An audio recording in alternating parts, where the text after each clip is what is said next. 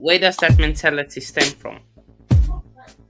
Also, if you remember, your club captain said, or was it Tenor? I can't remember which one. Our aim is top 4. And then I think it's Ronaldo that called him out and said,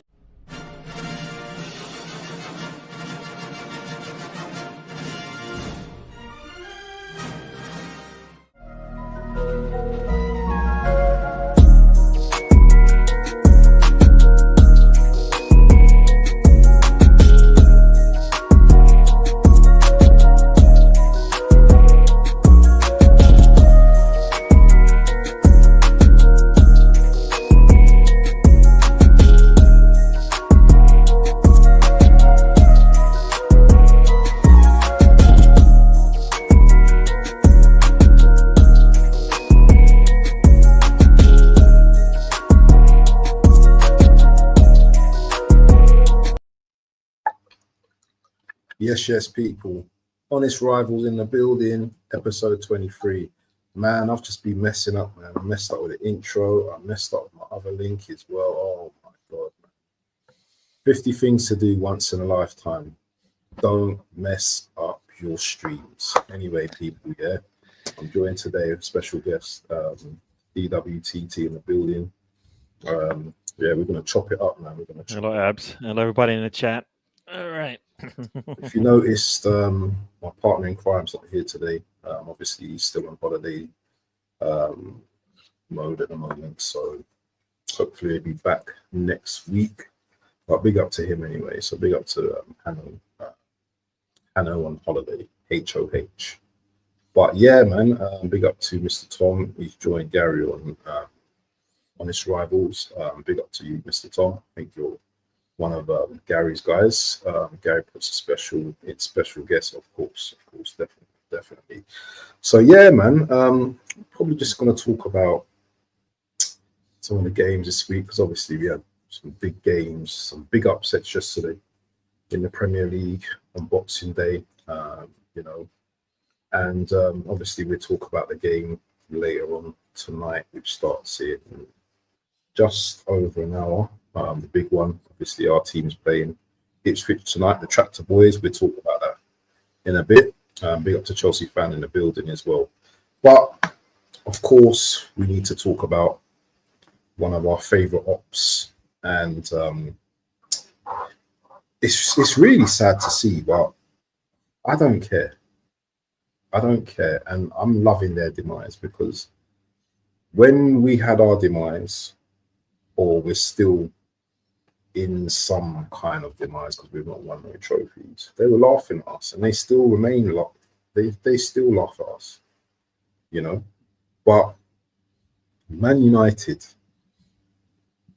they're in some different weird mode at the moment. What is going on with Man United? Everyone's blaming the players.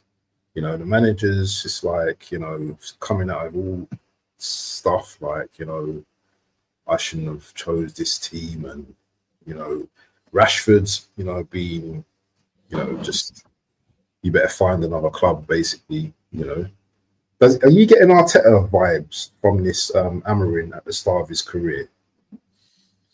One reason why I am is because we knew that our squad wasn't it. Starting 11, backups, depth, anything you could think of, we knew we had lots of questions to be answered, right? So thanks guys for joining. But like I feel he's going to go through the same thing Arteta did, right? Remember that first half season, Arteta finished 8th, and I said, you know what? I was saying to some of my friends, we're going to get better, but we might not improve in the table. One, because we have so many questions that need to be answered by the squad, by the coaching. I mean, I think Amorim has to get used to the Premier League, but I think I believe based on his experience, he'll catch on pretty quickly, or else he'll be gone. But I think he'll catch on because Manchester United will give him, the players that he needs to see fit with however he wants to do it. So I kind of feel like you could see it that first game. He tried a couple of things, and you looked at the players, and you're like, these players can't do either what he's asking. And for me, I always said the best coaches, the best managers are those that don't have to say, you know what, if I don't get my players, I can't perform. Right? Mhm. I don't know. We'll see if he's going to basically go, you know, I'm trying, but it's not working. So let me just get what I can out of this squad. Meanwhile, I'll build for later. Right? Some managers have this thing in their head. You know, I'm just going to play my way, and these players are going to have to they're going to have to adhere to it. And guess what? At some point, you're like, these guys, they can't do whatever he's asking. I don't think he doesn't have talented players in that squad, but he's not using them the correct way, and it's just going to take time. So I think even if he gets better, the squad is so void of what he needs. It's going to take a bit of time to catch up. So um, I think it's the same kind of thing that Arteta had to go through, except for I don't think Arteta had a style. Right? He didn't have Yeah, his style. He was yeah, copying someone, right? And he's copying if he was a seasoned manager, he would know he can't copy Pep, but he tried. He tried. You know, oh mate, you can't copy Pep if you don't have the funds to go with it and the Mm. recruiting and everything else that comes with it. I mean, think about it. He was Arteta's second in command at some point. Like he doesn't have that right now, right? Yeah, He doesn't have that guy right now. At least I haven't seen it enough. I think Jova is the only one that, for me, that shine consistently, right? Otherwise, the other managers are there, but none of them seem to be like, at least their bit of the pie is working well. Their bit of whatever they bring is working well, right? I mean, yeah, defensively we're sound, but I kind of feel like that's an Arteta thing. I don't know. Maybe I'm wrong, but offensively, we still got questions that need to be answered, right? So yeah, I think going back to Emery, I think he's going to need time. They're going to give it to him. I think you don't take him, bring him in mid-season and then not give him. He's going to need at least a season and another 2 seasons to figure out if it's going to work. But yeah. A few more transfer windows as well. So yeah, but let's talk about the game yesterday. Mhm. I watched that game yesterday, and I just wasn't impressed with Man United, because they they create chances, but they just cannot finish. And obviously, maybe it's down to the lack of quality within the team and stuff like that. But you would think they have enough players, or at least enough quality, to beat a team like Wolves. I saw Cunha running rings around some of their midfielders. Some of their players, Semedo, he looked decent yesterday. Jose or Sar, whatever his name was, in goal. He was excellent in goal. And for me, obviously Wolves under the lights, new manager bounce, etc. But you think a manager of Amorim's quality would be able to get the best out of what he has. And for me, that first goal, that Olympica they call it, I never even knew that was a thing, the name. That corner from the corner was shocking. Shocking defending, shocking. And I never felt that throughout that game. And big up to Anthony Herbert we're going to read your comments soon. Big up to Anthony Herbert and one of my boys. I never felt that Man United was going to score. Yep. Yep. No, and this is me saying I feel like if Bruno Fernandes is your leader, your talisman, the one you're supposed to lean on, you're going to struggle because he's not. I mean, is he carrying that team? I think you got to they need to get the little things right. Not even like you said, like we beat them by what, set pieces? Yeah. Have they even? Does it seem like they've even worked on any of that since? I mean, I think over the last since that game, if you want to score in Manchester United, you just wait for a corner or a free kick. I mean, they're then that's the little thing. So I think he's got to go back to the drawing board with this squad. If and he didn't have the time. This is where those seasoned managers just come in and go, you know what? Wow. I got to do the little things right. And you bring up all those names from Wolves. They've been competing all season. All right, you've heard Semedo's name, you've heard Kuna's name all season. They've been out there doing work, right? I mean, people talking about bringing them into their squads, right? So that's the difference. Our Manchester United has, they have a 22-man team. They don't have a squad. They don't have a 22-man squad, right? They just got players out there, and it's going to take some time. I think it's going to take some time, and you're seeing it. Like I said, I feel like he's going to have to, do exactly the opposite of what he really wants to do. Like think about this. When Arteta came in, he had like 6 months he worked with that squad. And what did he do? He just did whatever he could to get across the line with whatever he had. At some point, that's what you're going to have to do. You're going to try to play your style. It's not working. They can't, he looks frustrated to me. Can these guys do what I want? And the answer is no. So at some point, just get them to get across the line, right? Get them to get across the line, and and then you can work on yourself, right? So Bargav joined as well. Arsenal Misfit, thanks Stephen for joining us. Thank you guys all checking out. I guess you guys have been starving for some football chatter, so good to see you here. So yeah, I see Hanno in the chat, but yeah, no, they're not playing as one. They're not 11-man squad. They're 11 players on the pitch. And maybe they're less than that. Maybe they have segments of the team that are doing what he wants and segments that aren't. But as a squad, they're not getting it. They're not going to be able to get it done the way they're set up. I mean, they had a couple of like new manager bounces to start. But what are they now? They've played 7, lost 5. Right? And we've seen like Manchester is going through a struggling time. There's no winning football there right now. Both the squads are struggling. Both for different reasons. So, yeah, no, that game looked like one team that had been playing for a bit together and actually are, going to, understand what the manager wants and actually going to get it done. And the other one looks like a squad that it's going to take some time. He's new, all right. He's a new one to this. So, yeah.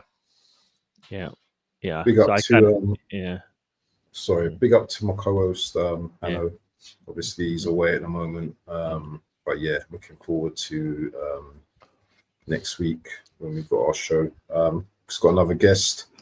Shout out to Mr. NJ in the building. Sorry, man. Do you know what? I'm doing admin and everything today, man. Because you know what? It's usually Mr. H that does all of this, man. But oh man, he's left me hanging, man. Pause. It's just like. The way Chelsea, his team left him hanging, he just left you hanging as well. I know, man. It's just. Is that why he's not here? You said he's out here because he's on vacation. Maybe he's feeling that pain we were feeling years ago, right? You have a little bit of a good blip, a good time, and next thing you know, oh no, this is not good. Right? They've dropped points in 2 of 3 games now. They've had a chance to cut into a lead and they haven't been able to do it. So, yeah. Well, don't worry, he's going to get his cooking.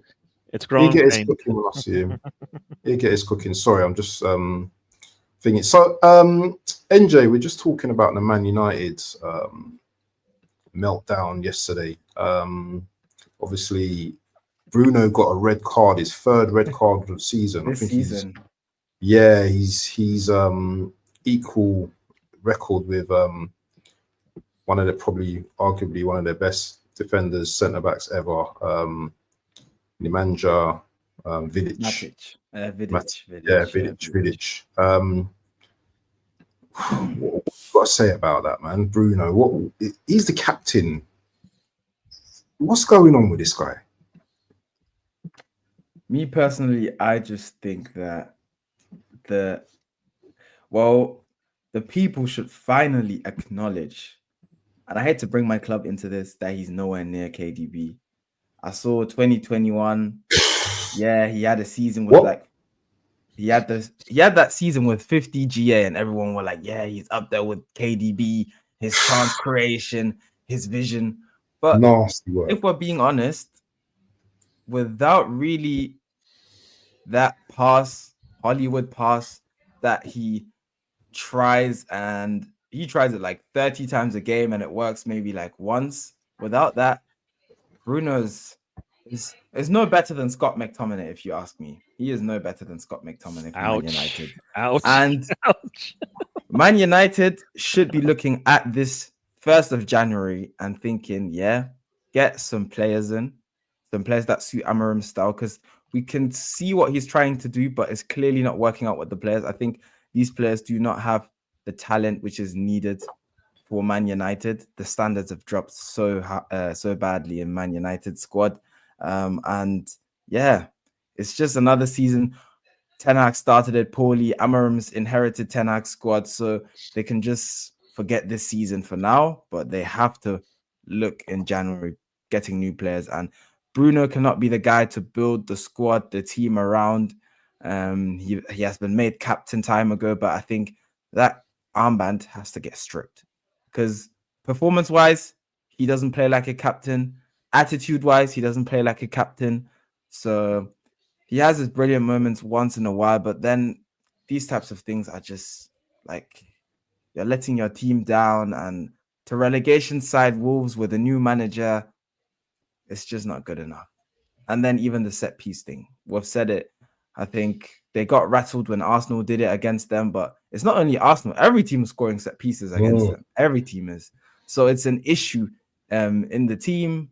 Like, I don't know if they don't have a set piece coach, but yeah, it's just not good enough. Yeah. Just put 8 players on the line. If they can score, you know what I mean? Just put everybody on the line, let the goalkeeper stand in front, and then like if they score on you, then you know what? That's a really good header. You know, it's a really good cross. But otherwise, but you know, Maguire, yeah, he's going to tell everyone to move off the line. If you saw, I think there was one meme or something where I don't know whether it's the Arsenal game when he was like ushering everyone to do whatever, and then Saliba just pops up and just in the corner. Yeah, they're shocking, man. So what are they in 14th place now? Big Man United in 14th place. Are they worth even speaking about?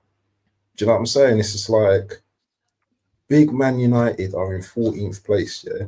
Same amount of losses, I believe, as Ipswich Town. I don't even want to talk about this team. We're moving on. I don't want to talk about them. Yeah. Right. Next team. They said they weren't in the title race. Yeah.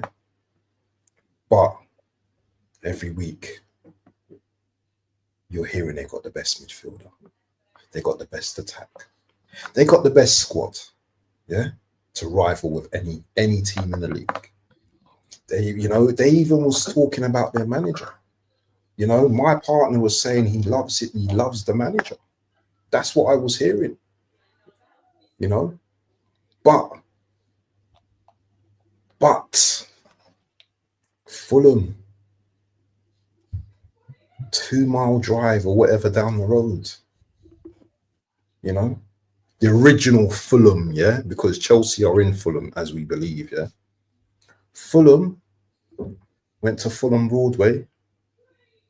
You know, these men were winning 1-0. We're thinking, all right, you know, Chelsea 1-0 to the Chelsea, yeah.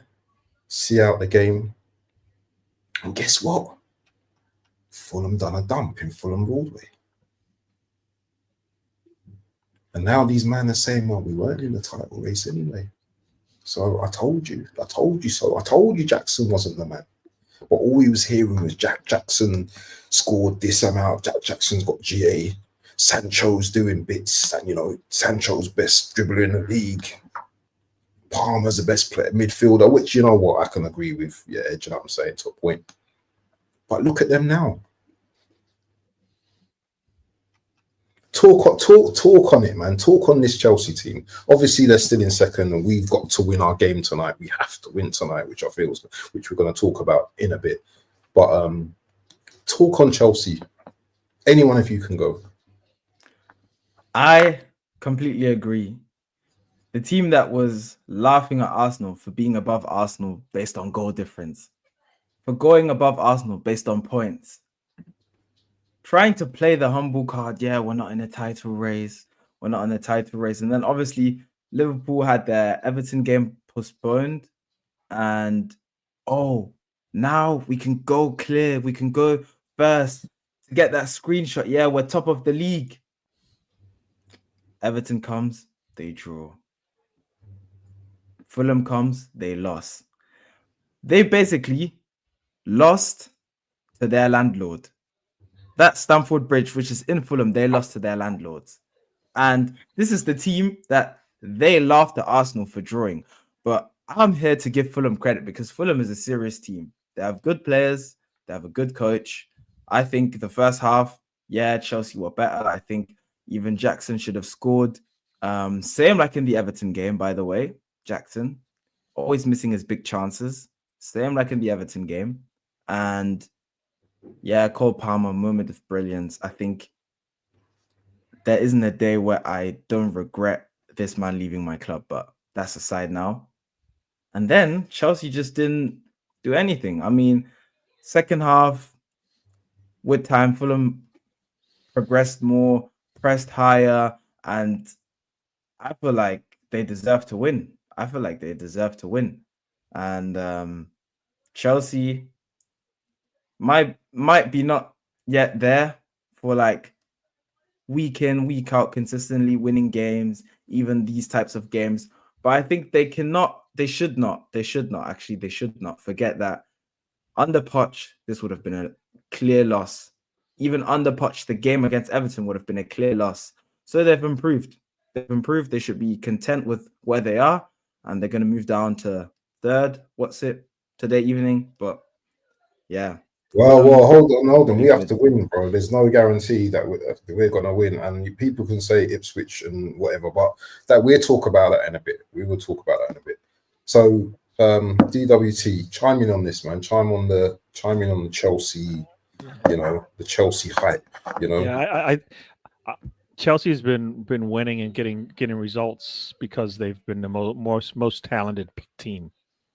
Also, when they've played most of the games that they played this year, but the problem has always been, for me anyways, that their defense is suspect. Yeah, if teams are a little bit better, more clinical, they wouldn't have won as many games. They benefited from that, as they should.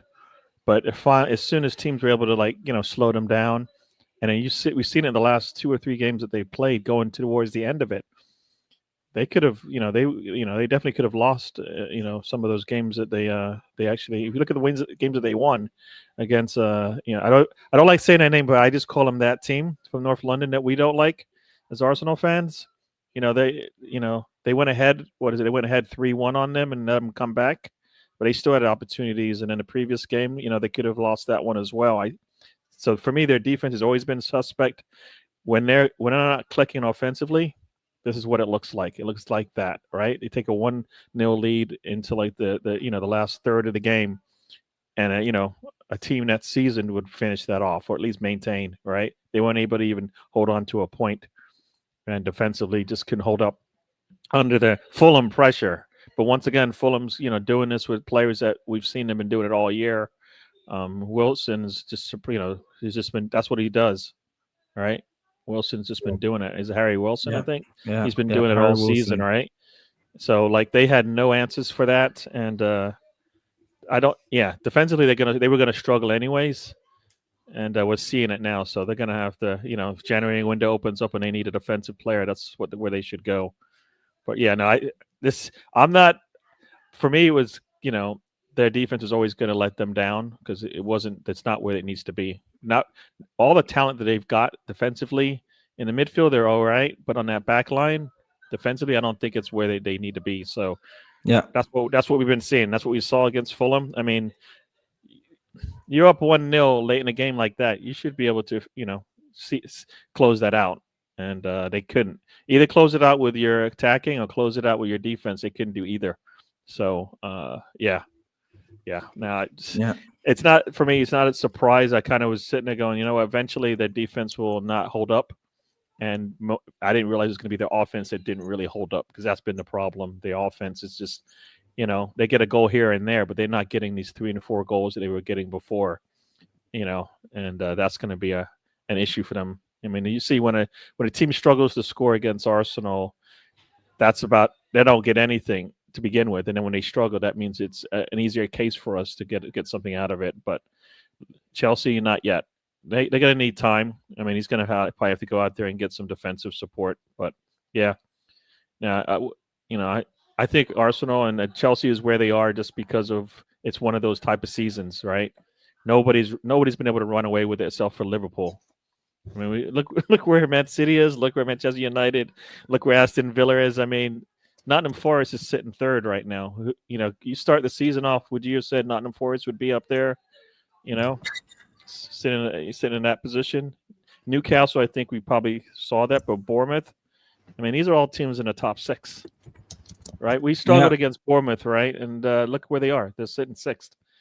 So yeah, they got a red card to help them, but they've won nonetheless, right? So I think every time you see Arsenal struggle against a team, a lot of times it's not because Arsenal had a bad day. It's because that team isn't that bad, And if you struggle against them, they could get something on you. So, teams, the most consistent teams are sitting right where they need to be, right? Nottingham Forest has had one blip, I think, and that was against us. Otherwise, they've been pretty consistent, when they got and on against us as well.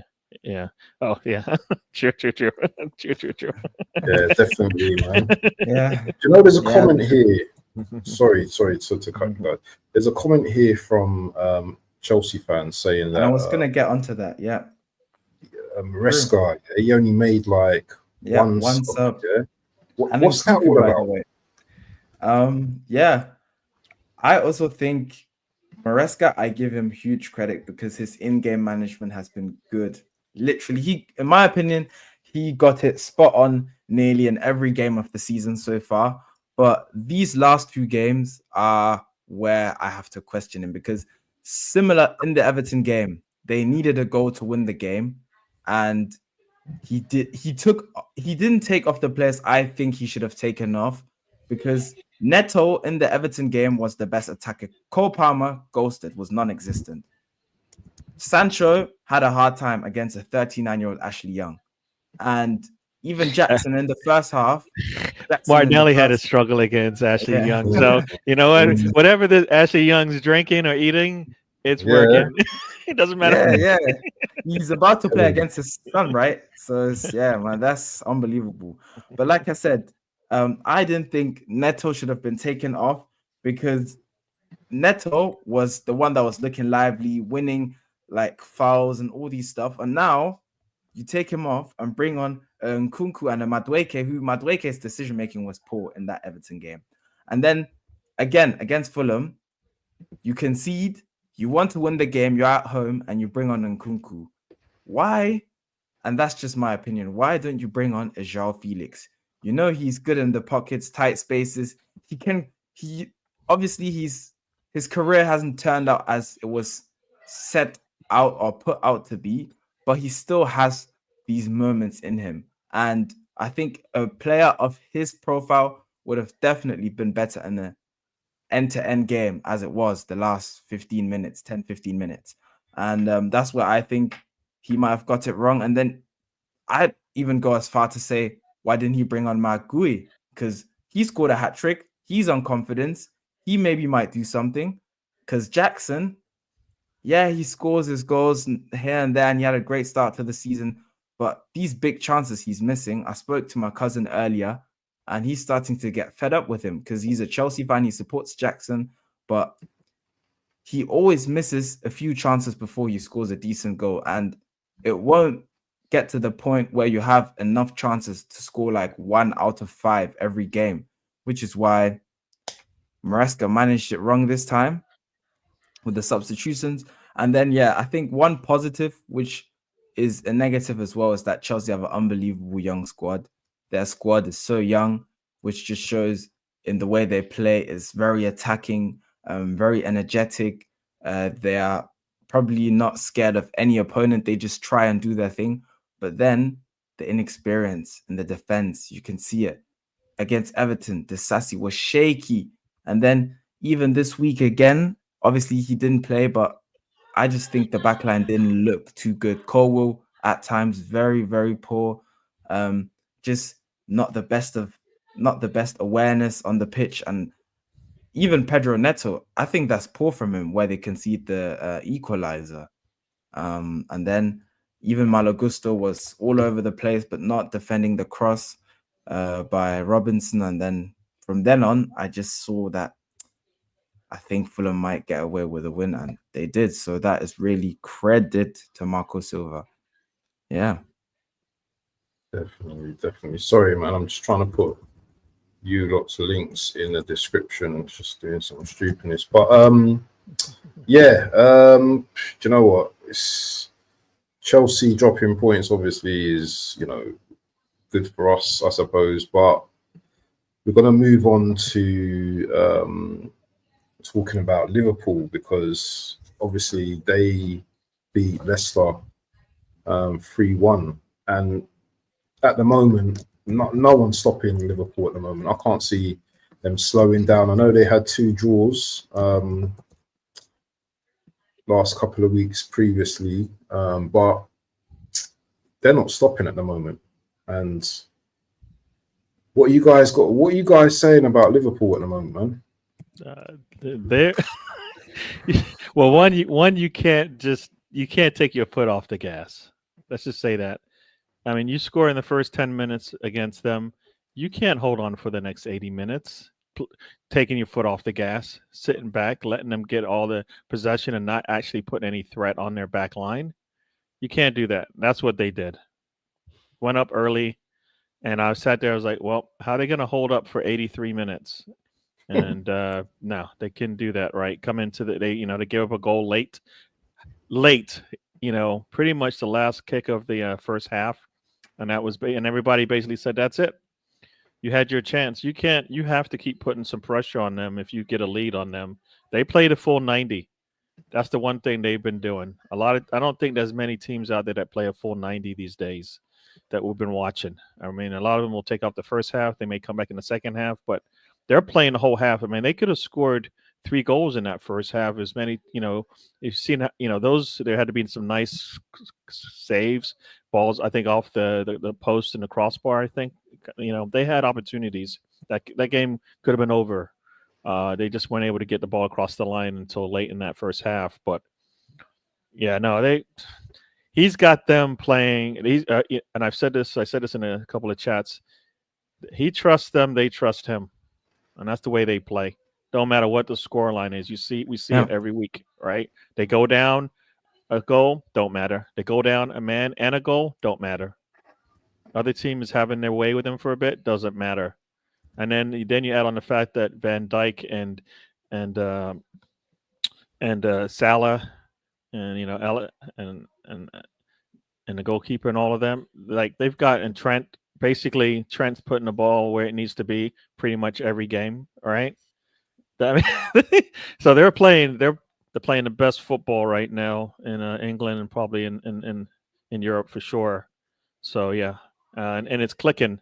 The only, like, Konate, I thought would hinder them a little bit, and we kind of seen it because teams been able to score on them. All right, but you have to continue to play them. I mean, we surprised them when we played them at home. All right, if we continue to put pressure on them, maybe we get something. Maybe we get the win out of that game, and that was with us missing players, right? But when you don't play them for 90 minutes, that's what it looks exactly what happened. That was basically a 5-1 game Liverpool's way. They just couldn't get the ball across in that first half, and that's why it was close. Yeah, but they're playing some good football. I mean, he's on 30 goal contributions in the Premier League right now. Salah, right? He doesn't look like he's slowing down. Doesn't look like he's slowing down at all, right? And I'm surprised he's played as many minutes as he have the way some of these games have gone. Right? I think he played into like the 80th minute, and they were up 3-1 or 3-0 in a game prior to the ones that we've seen. But so they're gonna have to, I think they have to just manage him. Can Van Dijk? I think Konate out. Van Dijk's been class, right? Can he hold that up for the whole season? We'll see. I mean, I feel like he's old, and he might wear down a bit. But they might not matter. It might not matter, you know what I mean? Because nobody's been able to cut into their lead when they've had an opportunity, So case in point, where they're sitting 7 points right now. Hopefully it'll be what is it, 6 by the time we finish our game today, and then they still got game in hand on everybody. So it's like you got to play. This is the same thing we saw before when City was you got to play perfect football. You can't drop anywhere. Right? So and that's going to be the same thing again. It's going to be the same thing again because they have a lot to play with. Right? They got a lot of. They've run away with it right now. They can hold on to it if they continue to play the way they have. And like everybody else, they have a January window if they need to add some more fuel to the fire. They got, they can't because they didn't spend anything, right? They spent nothing. They brought a player in. Chaser, he can't even get off the bench right now. I don't know if he's part health and all of that, but they can still upgrade like everybody else can. So that's only going to help them. So yeah. No, they're looking good. See Anthony there from Early Doors. Welcome to the show. Yeah, big up Tony, man. Early Doors and that, man. Yeah, I was just about to shout him, but I was just waiting for you guys to. No, I think Liverpool right now is playing. I mean, they're playing the way I was hoping my team would play. Right. Definitely. Right? Yeah. And playing, not necessarily. We don't have a Salah, but as a squad, I think we can compete with them. But we haven't been able to play as 11 in consistent games back to back to back. So it's been a struggle. Yeah. I think I agree with Gary. Even me, I already congratulated Liverpool on winning the Premier League weeks ago. I think when they beat us, I just congratulated them because I've seen a team, which I saw in the 1920 season, just beating teams. Whether it's dominating, whether it's outscoring, coming from behind, they just win their games. And I think it can start with credit from FSG because they picked up Klopp, and then out of nowhere from Feyenoord, they picked up Arnslot, and I never expected him to be this good. I thought there would be a Liverpool downfall, but instead it's my club on a downfall. But Liverpool this season, they are literally a team that controls the game and can do this attacking quick football like they did last season under Klopp. And another thing where I think Arnslot has even improved the players compared to under Klopp is that he has made players turn out even better. The likes of Gakpo. I think he was playing centrally. Sometimes he was playing in midfield under Klopp. But now, ever since he's played under Slot, he's on that wing and he is a winger in that sense that he can cut in, he can shoot. At times, he's at the back post to head the ball in. We've seen it. He's scoring. And even the rotation, he gets it correct. Last midweek, he had Szoboszlai starting. Szoboszlai had an unbelievable game. In my opinion, man of the match, goals and assists all over the pitch. Now he starts Curtis Jones, and then Curtis Jones has a great game. And even Trent, where I think Trent was always being discredited was his defending, but I think he's even improved in that sense.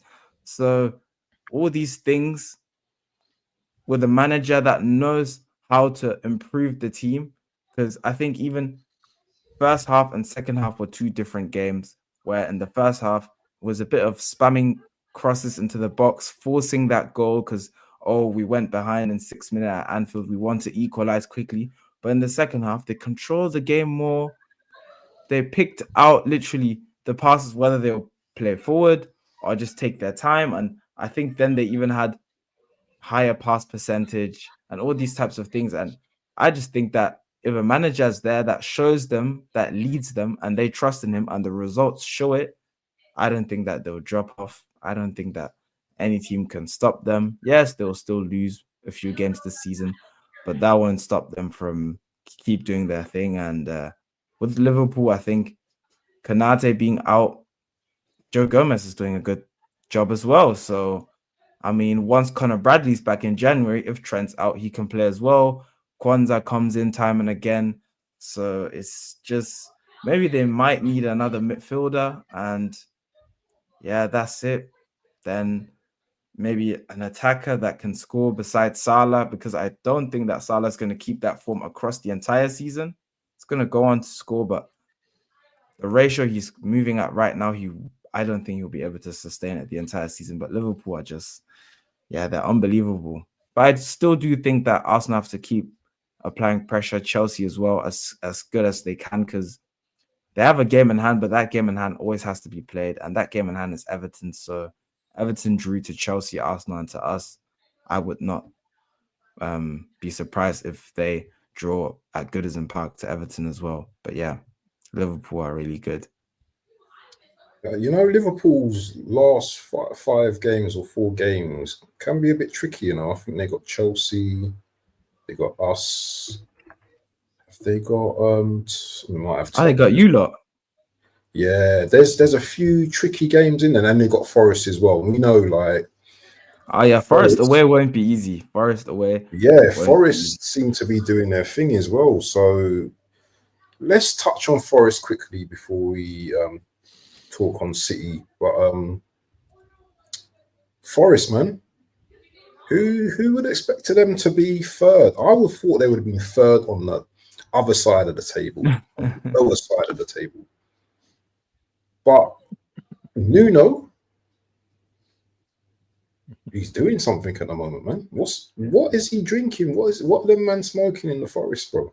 I was gonna say, for me, Nuno was showing us things when he was at Wolves, right? I mean, they beat us soundly, not soundly, but they beat us a couple of times, years ago.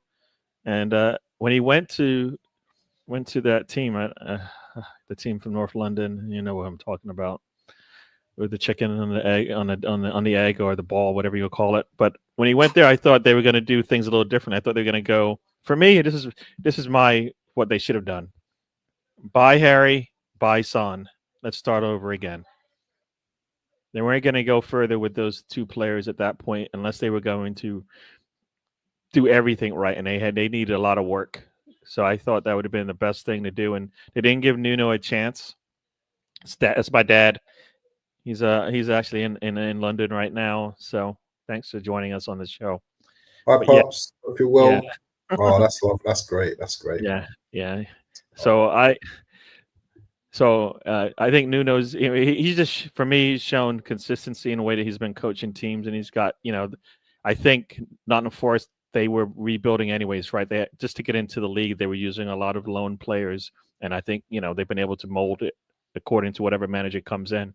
Probably the best situation there, get into Premier League with all that seed money and then be able to build on it the way they've been doing it. And he's got them playing pretty well, right? So now I think this is the kind of coaching that you can get from him. Is he going to get them to the top of the table? I'm not sure about that, just because it's going to takes a lot more than some good sound coaching. You're going to be able to have to get the talent in as well. So that's why they might get let down. So their depth might be an issue, but on the day, they've been playing some really good, consistent football across the board. So, no, Nuno, I think he is what we thought he was, I believe, and he's got them playing pretty well. He does, and we've seen it. He's had those blips, but in general, they're playing some really good football, and they can surprise anybody on the day. So it's he's got them playing well. Yeah. Once again, I completely agree with Gary. Nottingham Forest are doing unbelievable stuff. Amazing teamwork. I think Nuno's just that manager that he works out for smaller clubs and he can elevate them because these are the players he can work with. And yes, Spurs might be a small club regardless, but the reason why he didn't do good there is probably just because it's in their DNA. They're just a bottle of clubs. So that's probably why. But now at Nottingham, once again, and he has a few players that are kind of decent and he's elevated them. Hudson-Odoi didn't seem to work out at Chelsea, came to Bayer Leverkusen in the Bundesliga, didn't work out as well, scoring bangers left, right, and center against Liverpool. All these teams cutting in, shooting, finishing. Elanga failed at United, scoring. He's got the speed, the strength as well, in behind, assisting. And then obviously the main piece where I say he is the main piece, Morgan Gibbs-White. The way he weighted that pass. Yeah, Jet Spence could have maybe done a bit better, tried to tackle the ball, but the pass was perfectly weighted. And I think the reason why Nottingham I think they would have even been higher, but there was that period where Gibbs White was injured, and they went through a rough patch. And then I think Gibbs White got a red card as well. So yeah, Nottingham Forest, they're a good team. Even the defense, you're looking at the left back at Chelsea. Who was at Chelsea? Ola Aina. Aina, yeah. Going forward, he's good. Defensively, he's good. Milinkovic as well. Yeah. All these man, and even Sells. So Yeah. many people have got him on his FPL because he's good. So it's this team, they can maybe play international football next season. That's where I see them. I think they're definitely gonna end up the season in the top 8, top 7. Definitely. Yeah, and they are really a serious team to face. So I'm glad we beat them comfortably. I don't know how we did that because we just went back to being shit afterwards. But yeah. But anyway, let's segue because I need to move because it's like 10 to 8 now, and we need to get into the Arsenal game against Ipswich in a minute and get predictions. Man City, Everton, 1-1 draw. I didn't watch the game, I'll be honest with you, but you know, it's another game where I don't know if you guys had the chances to win that game, but you're going to be spoken on, innit?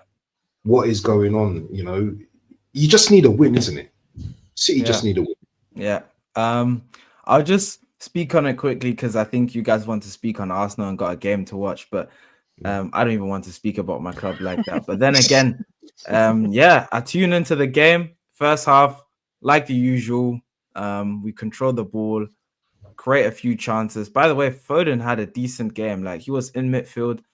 I thought like his ability had declined, but I think the passes he was giving, he was involved. He gave a great cross to Gvardiol, heads it onto the post. We could have gone up 1-0 up by then. Eventually, we get a goal. Great work, a bit of luck because it was deflected, kind of ricocheted into the goal, but then we were flying. Had the chance for a 2-0, had a chance, 2 chances actually for Haaland, 1-on-1 with Pickford. Once he tries to dink it, doesn't work. Tries to round the keeper, takes a too heavy touch, doesn't work. And then Bernardo, all the place in the world, inside the box, put on the plate. Foden put it on the plate for him, and he uses the outside of his boot to shoot. And from there, I was just confused.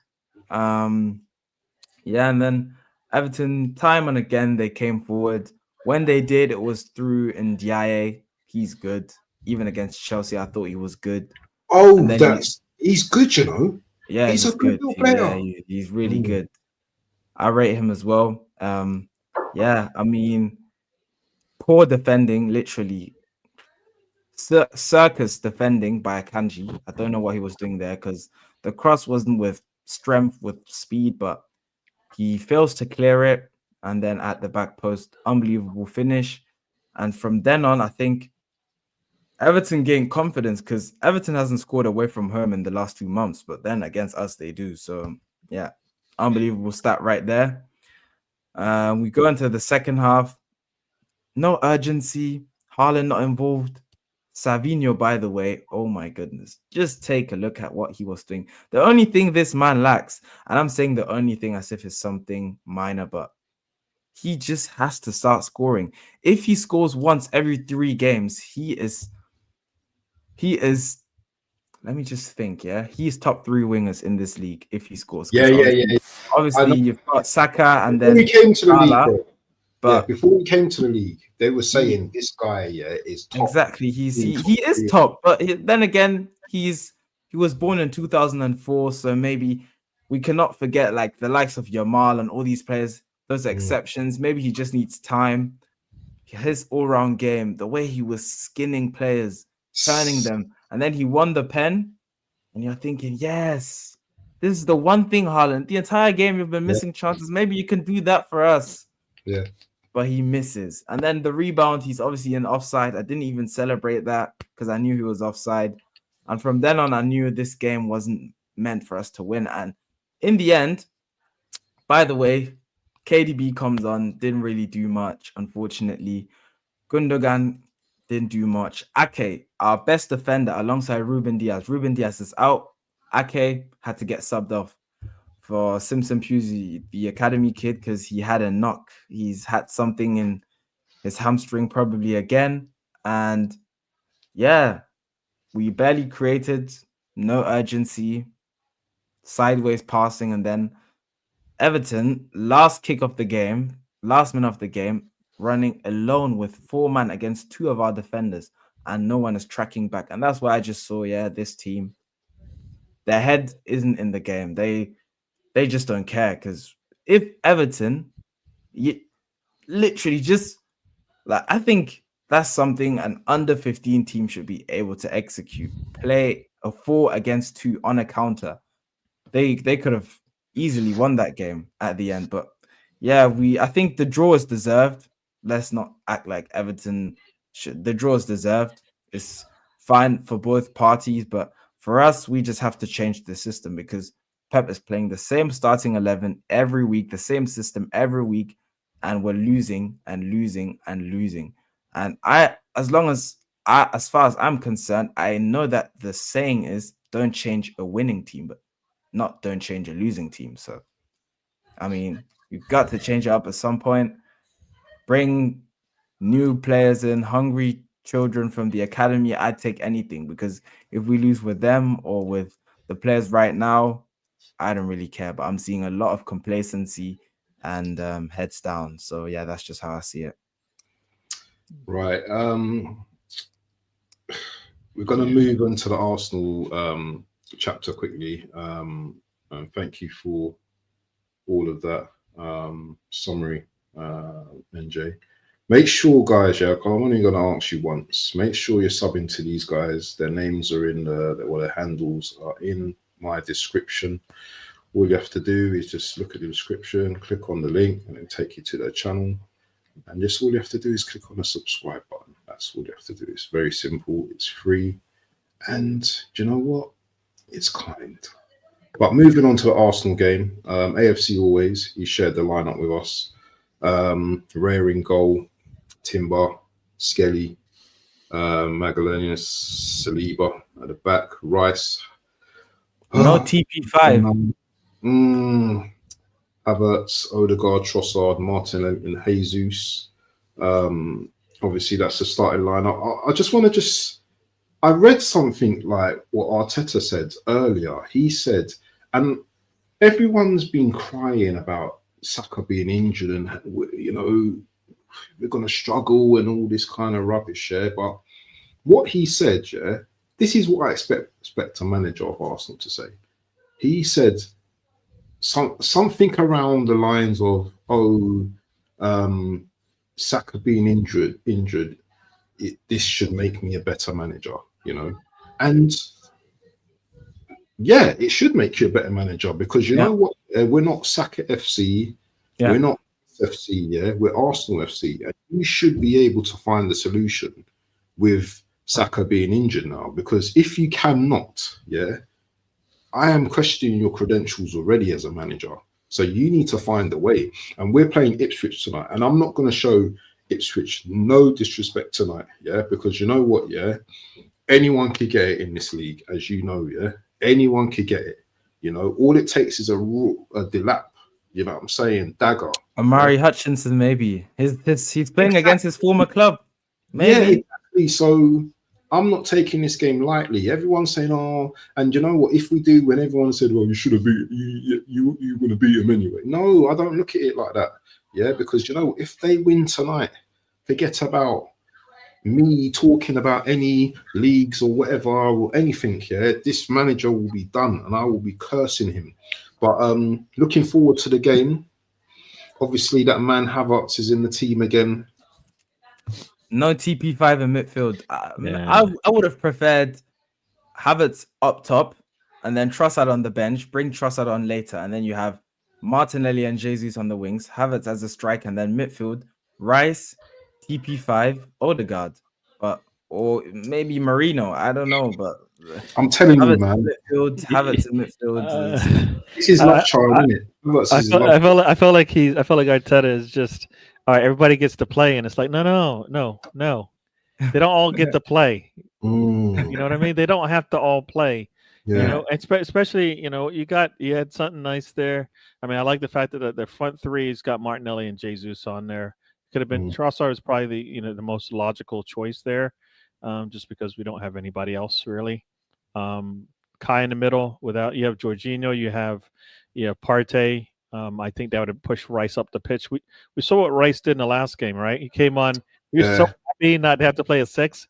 You saw it the way he played. It was like, wait, he might even score here, and he scores. You're like, okay, all right. That's if he's going to play up there, he needs to be able to put some pressure on the goalkeeper, and he did. There's no easy games in the Premier League, not for Arsenal, anyways. The way we've been playing, we've seen it. I mean, you look at all the points we've dropped this season. Anybody can have their day against us, so we shouldn't be giving anybody any. We don't give anybody those scares like we did before. Not right now. Not the way we haven't been consistent enough for that. I'm happy to hear Arteta say I got to do better. I got to be able to coach without all my players. I mean that's a coaching 101, managing 101, right?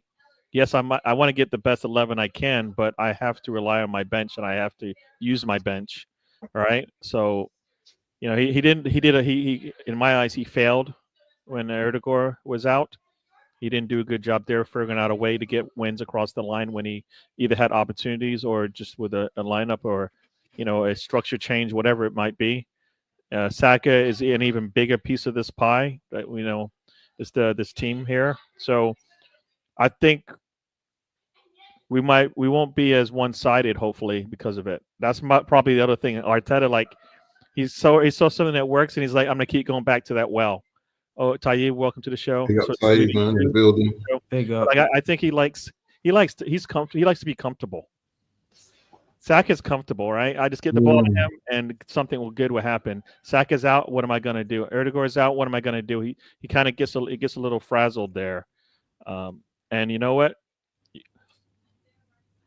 Yeah, it's going to make him better, but it's something he needs to have known going into this thing. As soon as Saka over the last 3 years has shown what he's about, there should have been a question in the back of your mind: what happens when I need to take him out?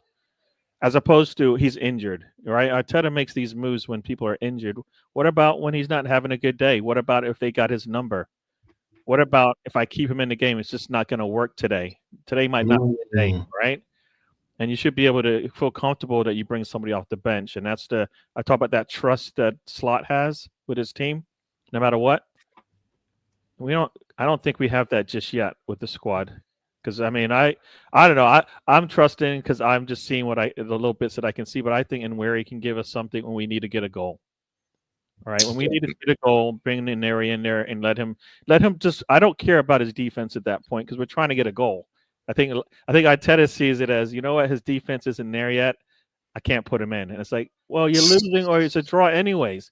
Just go get the goal and worry about defense first. You know what I mean? Like, no, in some cases, I feel like you got to take a risk. Right? If you're behind a goal, if you're behind a man, whatever the case may be, you need to be trying to get a win out of it. So this is one of those again where he's going to have to. We're down a man, but we're not down. We're not down a man. We still got 11 players on the pitch, so he's going to have to make it work with what we got, and he's got to hype these guys up. They should be coming in ready to go. We scored 8 goals in the last 2 games. Who cares who is against? Not too many teams do 8 goals in 2 games, right? That's not something that happens all the time. So when it happens, you should work. You should be building on that. I always say you got to bring in. You don't want to bring a loss into the next game. And this one, you want to bring in what you just did the last 2 games, right? Because we can say we probably could have scored more than the 8. That's how and that that's where we need to bring into this game, right? I think we're playing home, right? So yeah, we're playing at home. Let's send their fans home early. Go home and get ready for the new year. That's kind of how this. Let's bring on some of our back. Think about it. We got our bench defensively solid, so these defensive players can go out there and just go do whatever. They don't have to worry about it. Defensively we're sound. No matter who we bring on, we've shown it all season. So let these guys go out there and play some defense and put in extra work if they need to, and let the offensive players have a little bit of freedom. That's kind of how I see it. Let them ball out, and then defensively you're solid anyways. And if they get tired, you got so many answers on the bench. Definitely. Pretty much every spot defensively, right? So it should be a manageable game, comfortable game, hopefully. But that's on these players and whatnot.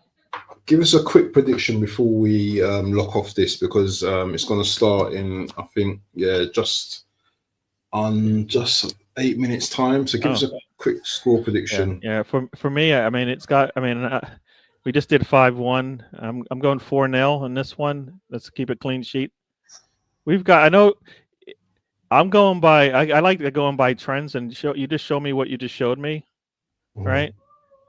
So why not build on that? And to build on that, we got to keep a clean sheet, and we should be able to get goals wherever we need to. You know what I mean? Definitely.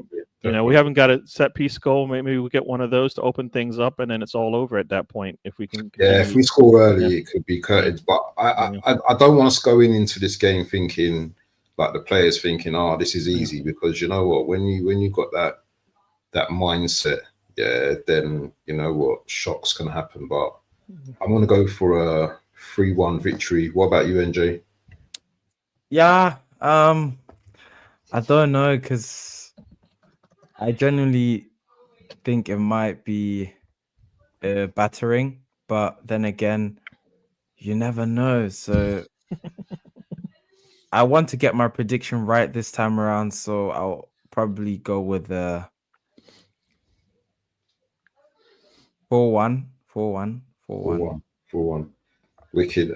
Guys in the chat, let us know what your predictions are. I'm going to be doing a watch along. I don't know what DWT, what you got coming up. Are you doing a watch along as well? Yeah, I usually jump on a channel and do a watch along Mr. Arsenal podcast. So that's usually where I go for my watch along. So follow him as well, and make sure you guys go and follow Sky Blue NJ as well. The biggest, you know what I mean? Youngster. I won't even say even youngster. Man. Say like the biggest up and coming City content creator in the build. Hey, I love your content, NJ. I'm not even just saying it, bro. I just love your quick shorts and I appreciate it. It's just banging, bro. It's just no, it's been fun chatting with you. It's been fun chatting. It's been fun chatting with you. I assume if City was where they were last season, you might feel a little different about the way football is right now. Yeah. They're making you struggle right now. I wouldn't even be able to talk to him. I wouldn't even be able to talk to him. If City was just cruising, I wouldn't be able to talk to him. It would just be like, you know what, But it's coming again next season, you know what I mean, for these man, because I don't think Pep's just going to allow this one season to just, you know what I mean, there's going to be a lot of reflection during the summer. And they're going to be strong again next season. Let's not doubt that. Do you know what I mean? But listen, people, we're going to wrap up. 5 minutes to the game. Hope you enjoy the game, people. Thank you all those that were in the chat today and that contributed and everything. You've been listening to Honest Rivals. You've been watching Honest Rivals. Peace and love. And make sure you have a great new year, people. We out.